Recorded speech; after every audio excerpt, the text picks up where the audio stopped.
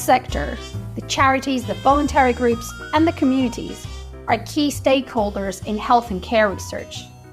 To that extent, wider collaborations such as the ARCs, funded by the National Institute of Health and Care Research, have been formed to enable and empower health research collaborations across sectors. In this episode, we invited a representative of the third sector and asked them about their experiences with and their views on such collaboratives. So I'm here with Donna Hussain today, who is the Chief Executive Officer of HomeStart Central Lancashire. Hello, Donna. Hello. Before we start, HomeStart Central Lancashire is like a local community network, but perhaps best I ask you to explain to our listeners what it is you do exactly. Well, we're a family support charity. We're independent, non-judgmental, local community network, like you said, of expert support and trained volunteers. We help families with young children within their own homes, basically to get through the most challenging lifetimes. We're there for parents and children when they need somebody the most to support them. And we try to recognise the strengths and build on them to enable them to reach their full potentials. That sounds like a lot of work, but very needed. So I guess what you do is considered part of what in the UK we call the voluntary community, faith and social enterprise sector, or just VCFSE for short, as most people know it. But I guess just by the need to abbreviate that, it's evident that it's a larger grouping, and the VCFSE is a very important partner within the statutory health and social care system. So many will be familiar with it to some extent. But I'm just thinking some of our listeners may come from different backgrounds, different countries. So can I just ask you to describe the key characteristics of those who are the members of the sector? We're diverse and we work within local communities. Usually organisations or charities, as you quite rightly described, voluntary community, faith and social enterprises and community groups are set up to work within local communities to provide place-based solutions that have a more direct impact for those most in need. The VCFSE is a very large sector. We contribute to economic growth. We make the economy more innovative, resilient and productive. And we open up opportunities for people to engage within their local communities, which helps to foster and enrich their lives. So we have quite a unique role, especially within public services, which, our role's becoming more vital than ever. The sector in the UK, according to the latest figures, we have a workforce of around 1 million, which is over 2/3 the size of the National Health Service workforce. And we're growing, and we've grown over a quarter in the last decade. We've both been mentioning the important role that the sector plays in health and care. What would you say health research specifically means for the VCFSE sector? I'll start off with how the VCFSE sector can contribute to research. So we can contribute by providing real-time lived experience. So what's happening on the ground, experiences of the individuals who live within local communities, which can help better inform of the things that are currently working and the things that aren't. And we're also able to quickly identify the skills, experience, capacity and resources that are readily available, and also identify what's missing and what's needed within that. What you're saying is very important, because I guess that's more how the VCFSE can contribute to health research. Would you say that the sector in turn benefits, consumes in some way health research as well? Absolutely. Research helps to identify any emerging issues that we should be focusing on. We are a reactive sector. We like to be early intervention and we are reactive. Research provides additional evidence which backs up any service solutions that we think are appropriate. But not just that, it also helps to inform policy proposals and any campaigning. Research can make a real difference within that, and it helps us to raise public awareness and helps us to shape public perceptions, about particular issues that are going on. And can I just ask, because obviously there is, the way the system works is that lots of those peer-reviewed publications, the scientific articles, they are a lot of the times published behind a paywall. There is work being done going towards opening up the science and sharing that, but still that is an issue. So how does the sector get access? How does it work? The research capacity within the voluntary sector is limited because most of our funding either comes from government contracts and tenders, which they're dwindling more and more, public donations, or from funders who tend to fund specific projects. It is quite difficult for the sector to be able to get funding that we can dedicate to specific research. So our research from a quality perspective is done through the support that we're giving, our outcomes, basically, the evaluations of any projects we're delivering, the consultations that we do within communities, not just with the people that we support, but also with our volunteers, our staff. Everybody, is involved in that. We try and get contribution from everybody within all levels of the BCFSE sector. So once we've collected all that, then we tend to look for any information around a particular issue. So just to give an example, we're working with a trauma-informed approach. One, we need to explain when we're looking for funding why we think a trauma-informed approach is beneficial. Research comes in really handy for that. So we have to go looking for that research, obviously collect various opinions of that. The problems I've found in particular are that a lot of really beneficial research isn't available to us. We do get maybe summaries of academic research that has been done. And the research that we tend to have access to is sometimes quite old. So we do collect a lot of variations of the research, but that is really time consuming as well. So for me, when you have sort of collaborations that include researchers and universities as well as other sectors, you get the benefit of getting that expertise, quite quickly and access to that, which then enables us to concentrate on the work with people within local communities and our service delivery or campaigning and policy making. That's perfect, because you're already leading us to the next question I had for you, which is there's a recognition that we need to work more collaboratively in health and care, like especially in order to target health inequalities. A case in point being the caring integrated care partnerships. But in research, collaborations across and between sectors, they have existed for a while now. So obviously the Applied Research Collaboration in the Northwest Coast, or the ARC Northwest Coast, is a wider collaboration in itself. But there's other newer ones getting formed now, like the Lancashire and South Cumbria Assembly, or the Health Determinants Research Collaborations and others.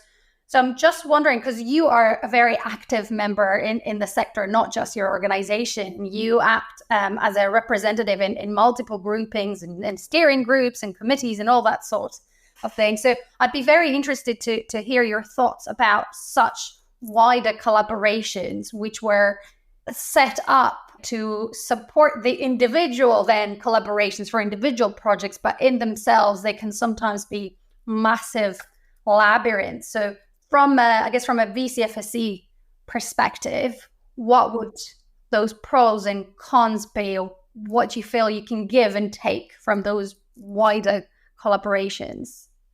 You're absolutely right. There are quite a few collaborations that have been set up, and they're doing some really good work. And the VCFS do have a seat at the table. From my experience, I feel that especially initially when a project is being looked at, so for argument's sake, if we say reducing health inequities across Lancashire and South Cumbria, when that is initially being looked at, so they'll go to the universities, for us, it's Professor Marmot to do a review, and as part of that review to form recommendations. And then from the collaborative sort of get together from a strategic point of view and maybe policy point of view. Now, this is where I think things are not equitable. The collaborative doesn't involve or value the contribution from the BCFSE sector at that point. I think they consider, because we work on the ground and within communities, that our contribution is only needed sort of midway, so after the strategy has been set. So once the recommendations are put in place, then so those recommendations set the sort of foundation for how the strategy is going to be formed. But from a BCFS point of view and from a community point of view and from those who are the people that we're trying to make things more equitable for, the strategy doesn't take into consideration the types of skill sets, the resources, the capacity, barriers, that sort of thing at the initial stage of collaboration. So there may be representatives from the BCFSE sector sat there, but in my experience, they're there to listen, not to voice. I do think, especially initially, there is a power imbalance and there's a lack of realisation that the voluntary sector can contribute, massively at that point. I think a strategy that is completed at that time is more of a wish list. For us, it feels unrealistic. And I think it would be more realistic and more attainable if there was more contribution, not just from the health sector or the government sector, but also at that stage and all the way through from the BCFSE sector and continuing with the universities. You can't just bring in the university at the beginning, like with Professor Marmot doing the report. They should be there throughout because things change. External factors change, especially with politics, economic growth, that sort of thing, which always affects people within communities. And to be able to make changes within strategies or implementation plans, it needs to be discussed there and then quickly, and things need to be able to adapt and be flexible enough to incorporate those changes. I think facilitation of the meetings are not as independent as they may look on paper. The collaborations do have a diverse mixture of sectors, but the chairs of the meetings tend to come from the private sector, which in theory, they're supposed to be independent, but there's a lot of private companies that deliver National Health Service projects. So they're not quite as independent, and also they're not facilitators. So when there is a power imbalance within the brain, maybe of contribution or somebody being dismissive of somebody else, they don't have them skills to recognize it in the first place. And then secondly, they're not sure of how to steer it so it's more equitable. So for me, until we get equal and equitable contribution at that stage, the outcomes that's on the wish list for the strategy aren't going to achieve what they set out to do. And I think that is why one of the big reasons in the past of why we haven't been able to reduce inequities and inequalities. Also, the resources so the budget that is allocated overall to reduce inequities and inequalities, I don't feel is distributed equitably. A lot of money, a lot of the budget goes into the initial strategic side, and then maybe the middle platform that converts the strategy into an operational plan. But then when it comes down to actual delivery and the resources on the ground to be able to make those changes and to enable social change, the budget is minimal. And there's a lot more people on the ground than what are involved at the initial stage. So I think the budget needs to be equitable. And I don't think they've actually thought about that. I don't think an equitable budget has been considered within the sort of setting up of how the planning, of the collaboration and of the delivery.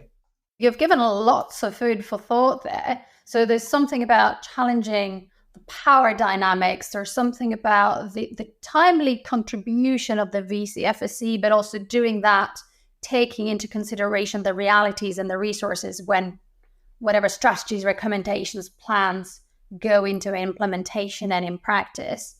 You also mentioned that sometimes you find that you will join meetings and groups, but you won't necessarily feel that your point of views are being valued. How would you know that what you shared, what you thought, what you commented was valued? For me, that contribution should be reflected in, there's always a review of meetings, and what comes out of those meetings. Somebody usually takes not so much minutes, but the contribution of that. So I would like to see the contribution within that. Then later on, the strategies and plans that come from all these meetings, they should reflect the contribution. And I'm not saying everything that we will have to say, just like same with any sector, will need to be contributed. Sometimes, you have a thought, you say it, and that helps somebody else to have another thought, and it could be the end result. But it should be, oh, wow, yeah, everybody's agreed that that is a great solution or a great idea. But when it feels very top heavy with public sector, also by the time the VCFSC get to contribute, it's like everything has already been set, and the meetings that we're invited to were the thoughts that have already been set are promoted to us rather than our ideas, to help get that plan in place in the first place. So we're basically told, this is what is going to happen. This is what we want to do in a roundabout way so that it makes it look like it's our idea in the first place. In the past, particularly, The voluntary sector haven't always challenged that appropriately. And I think a lot of that is to do with the public funding that is received by the voluntary sector and the fear of losing that public funding if we voice, our opinion or if we challenge an opinion. And I'm talking about constructive challenge, not negativity, constructive challenge.